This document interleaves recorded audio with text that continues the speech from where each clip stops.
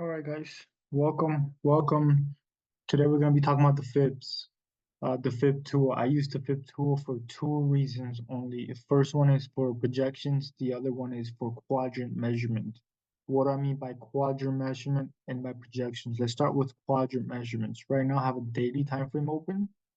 I'm gonna go to my fib tool.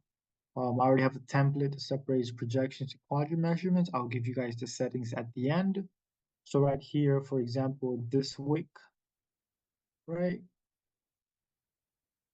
Quadrants at 100%, 75%, 50%, 25%, 0%. If you are a bullish, you will want to see price stay above the 50% area, come into it and get away from it fast, as you can see, right? That is one way you can use it.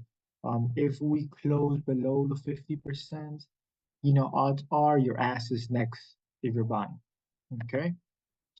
Next up is same thing with this weekly time frame, or yep.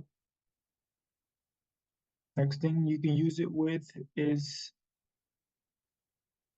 imbalances, right? You see we have a huge one here. All right, let's ignore these little fingers, so targets. You have this whole big one, right? You have the 50% in the middle of this box, or you can also use it as, right? If you are under here, you may be looking to sell if price is giving you, but once you're up here, most likely I would like to just fill in the whole gap, but doesn't necessarily mean a sell setup can come from up here, because if you just focus on these two areas, you have the premium and you have a discount area. That is quadrant measurement. Right, the next one is projections. This is very straightforward. Projections right here, I have in 1 hour, um, I have a 1 hour, oh my God, brain fart, um, trade idea where we have a high, a lower low, and a higher high come back into this breaker from what we call it, the last push down before the push higher. And if I simply want projections, I just have to, and I'm gonna have to change the template. What? See, well, nope, we just did that.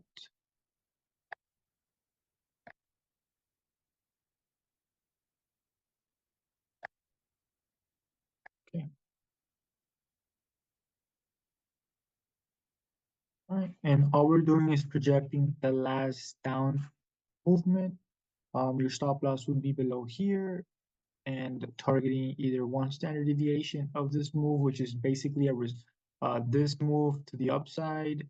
Also, you see two standard deviations matches the daily time frame objective, right? Two equal highs. Um, so yeah, that's pretty much it. That's what I use for my fibs. If you guys want the fib settings for my retracement, is pretty straightforward. You have the 0, 50%, the 75, the negative 2.5, that's the expansion, that's targets. Same thing with the negative 0.5, that's the target, negative 2.1, 1.5 is the targets. I don't have the 61.8, 78.2. I can care less about it. Because for me, is once you're down below 50% and into the 75, right? This is a perfect area when you're measuring as well for like, okay, is this where the buys are going to be coming from, right? Compared to it selling in a premium.